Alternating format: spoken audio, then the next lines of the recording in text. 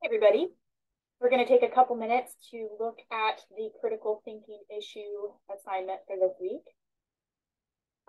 So make sure you've gone through the week 7 module and looked at chapters 9 and 13. It is a file submission, just as it has been every other week. We've had a critical thinking issue, so just keep doing what you've been doing. If you run into any problems all of a sudden, definitely reach out and we'll figure a way to resolve it. Okay.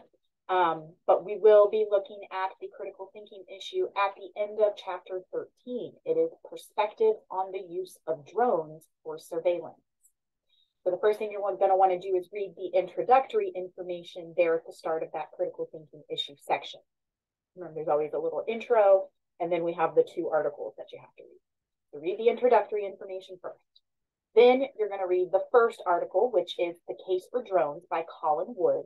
You have 4 questions to answer. According to Wood, what are the primary benefits of the use of drones by enforcement? According to Wood, what does he say are the primary benefits? B, what is Wood's view of the use of drones by hobbyists, meaning people who are just, regular citizens doing it because it's fun? What's Wood's view on that? C, according to Wood, what are the major barriers to the implementation of the use of domestic drones? What does he say are the barriers? And D, according to Wood, what type of situations might change the public's negative view on the use of domestic drones? Right?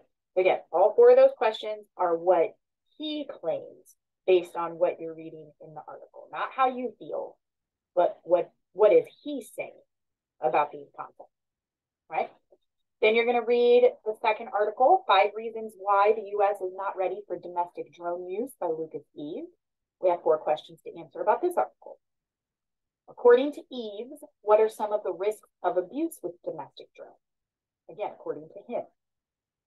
B.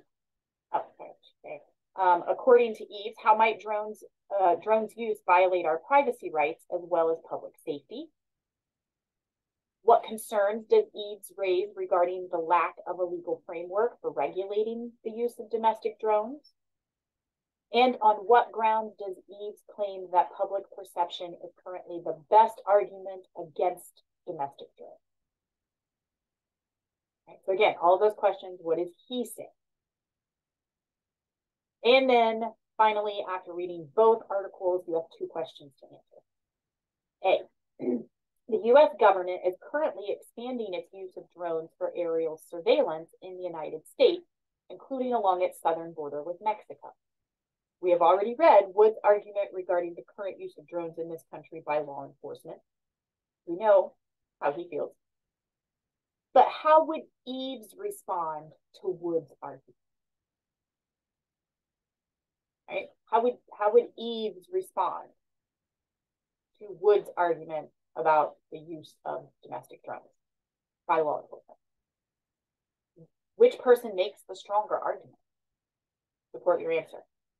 First one, who is saying that domestic drone use is a good thing, or Eves, who is saying domestic drone use is probably not so good.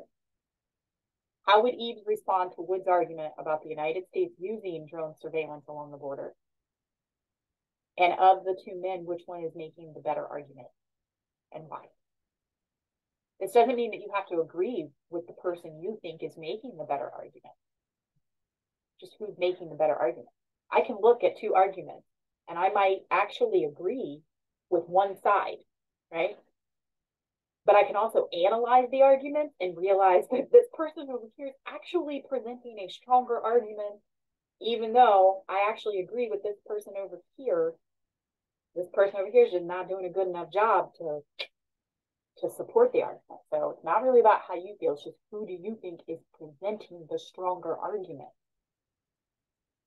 And then B, during the war in Afghanistan and Pakistan, hundreds of civilians were killed by American drone strikes. Referring back to the section on resolving moral dilemmas back in chapter 9, discuss whether the use of drones in warfare is morally justified, given that it is almost impossible to avoid killing civilians along with the military targets. All right, so we're looking, kind of combining both chapters in that second question. Chapter 9 is about ethics and morality. Chapter 13, law and politics. So if we're using drone strikes in these wars, and we know that we cannot avoid killing civilians with these drone strikes.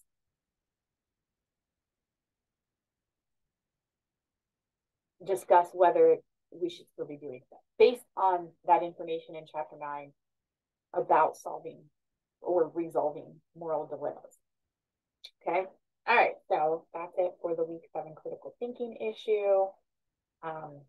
If you have questions or run into problems, definitely reach out. Otherwise, I hope you guys really take some time to think about both articles and the whole topic of drone surveillance and give those questions real thought. And I look forward to reading your responses.